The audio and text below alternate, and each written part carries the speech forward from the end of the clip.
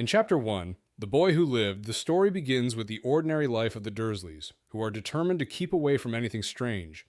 They fear their connection to the Potters, a family they avoid, especially since their nephew Harry is part of their secret.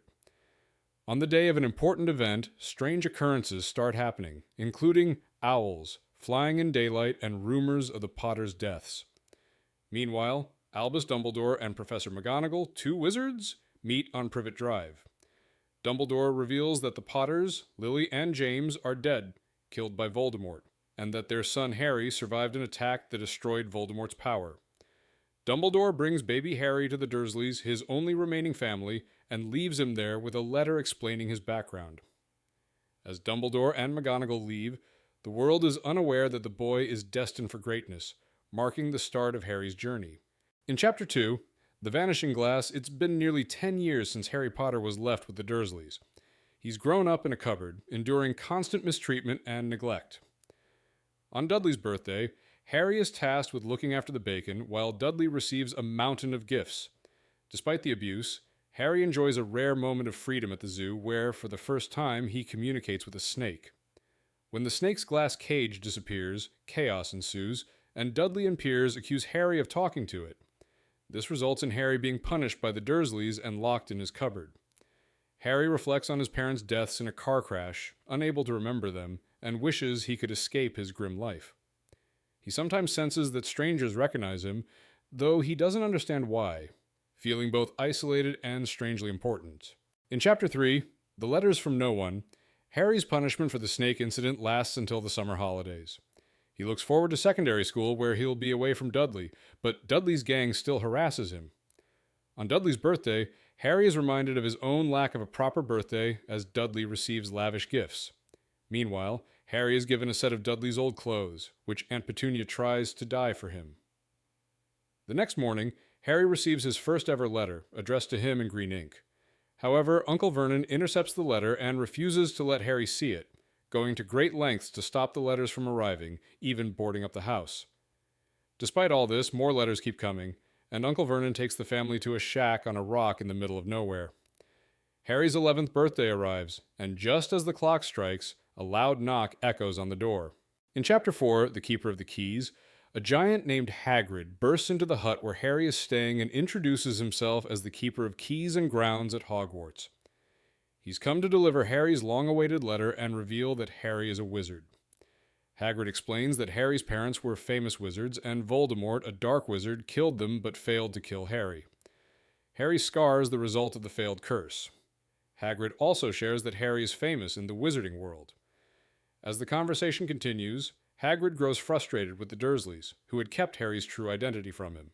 In a fit of rage, Hagrid uses his umbrella to turn Dudley into a pig. Afterward, Hagrid explains he's not supposed to do magic, but did so to find Harry and deliver his letter. The chapter ends with Hagrid preparing Harry for his journey to Hogwarts. In Chapter 5, Diagon Alley, Harry wakes up to find that Hagrid's visit wasn't a dream. Hagrid explains that Harry's parents left him money in Gringotts, the Wizarding Bank, and takes him to London to buy supplies for Hogwarts. They travel through the Leaky Cauldron, where Harry is greeted as a famous wizard, much to his surprise. At Gringotts, Harry learns that he has a small fortune, which Hagrid helps him collect. They then shop for Hogwarts supplies, including robes, books, and a pet owl, as well as Harry's wand at Ollivander's. Harry's wand, made of holly with a phoenix feather, matches the one Voldemort used, which is curious. Hagrid reassures Harry that he'll learn quickly at Hogwarts, and after a quick bite, Hagrid gives Harry his Hogwarts ticket and sends him back to the Dursleys. Harry feels overwhelmed but excited about his new life. In Chapter 6, The Journey from Platform 9 3/4, Harry's last month with the Dursleys is uneventful. He spends his days reading his Hogwarts books and waiting for his departure. On the morning of September 1st, Harry nervously asks the Dursleys for a ride to King's Cross. They reluctantly agree, but mock him about his train journey. At the station, Harry is confused about Platform 9 3/4, but overhears a family discussing it. After watching them disappear into the barrier, Harry runs at it and magically passes through, discovering the hidden platform. On the Hogwarts Express, he meets Ron Weasley, and they become friends. Harry also encounters Draco Malfoy, who insults Ron's family and tries to befriend Harry. Later, Harry and Ron meet Hermione Granger. At Hogwarts, Hagrid leads the first years to a small boat for their ride across a dark lake to the castle, where they are about to face the Sorting Hat ceremony. In Chapter 7, The Sorting Hat, Harry and the other first years are led to the Great Hall for the sorting ceremony.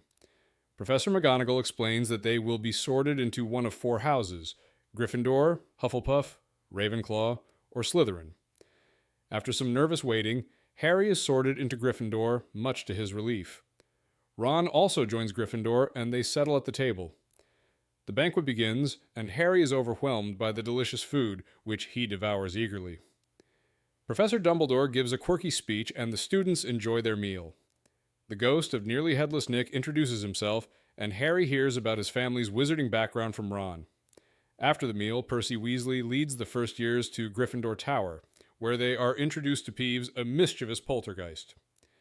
They reach the common room and finally head to bed, where Harry experiences a strange dream involving Professor Quirrell, Draco Malfoy, and Professor Snape. In Chapter 8, The Potions Master, Harry navigates his second day at Hogwarts, adjusting to the confusing maze of corridors and dealing with Peeves the poltergeist and Argus Filch the caretaker.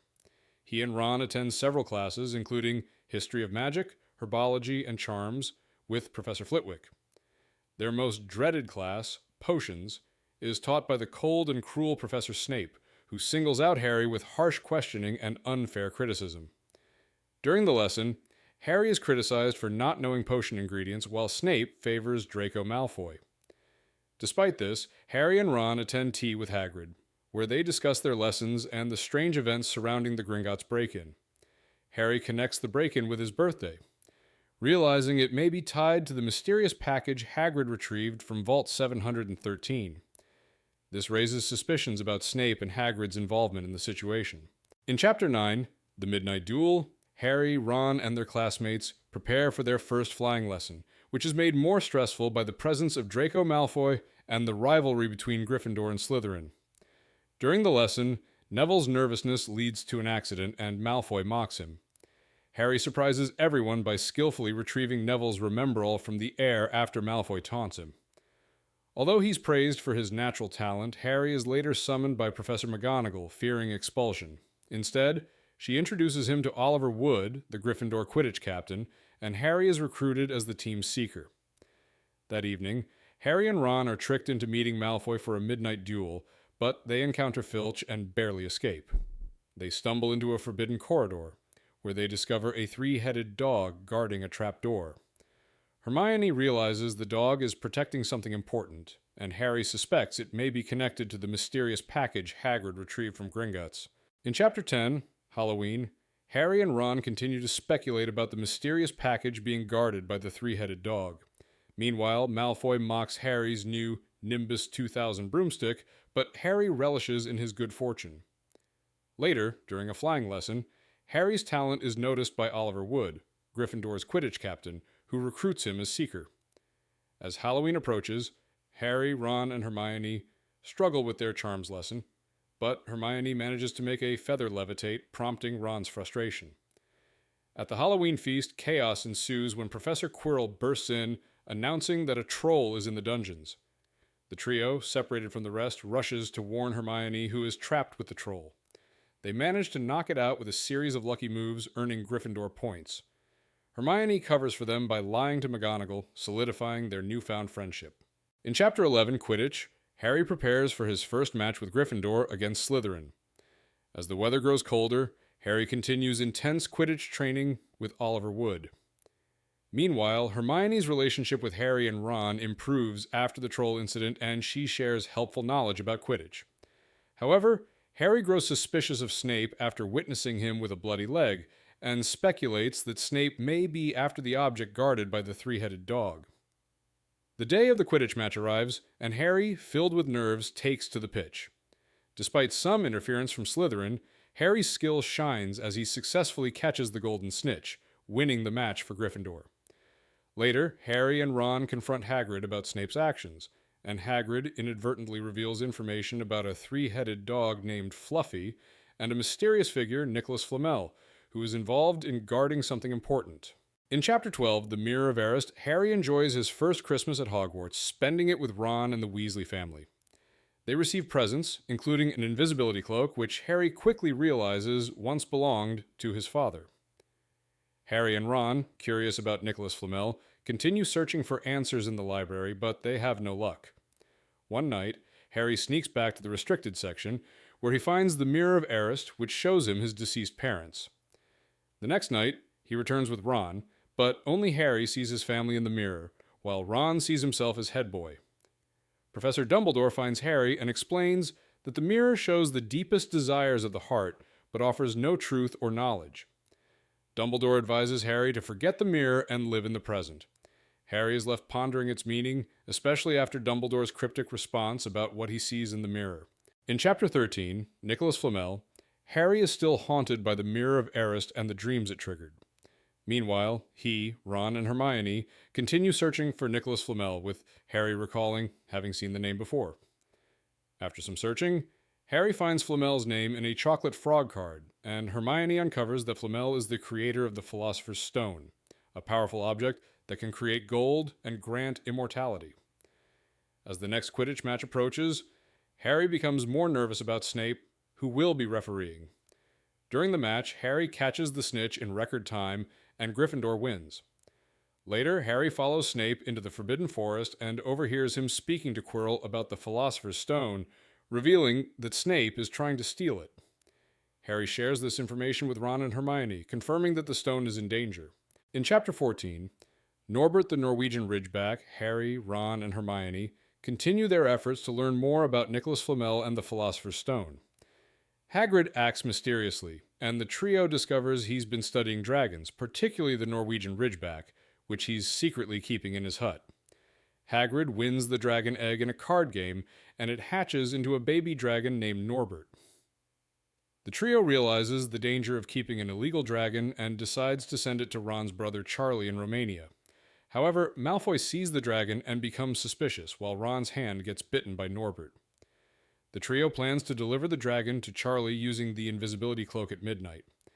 They manage to get the dragon to the top of the tower, but Malfoy's interference nearly jeopardizes their plan. After successfully handing Norbert over to Charlie's friends, they're caught by Filch for leaving the invisibility cloak behind.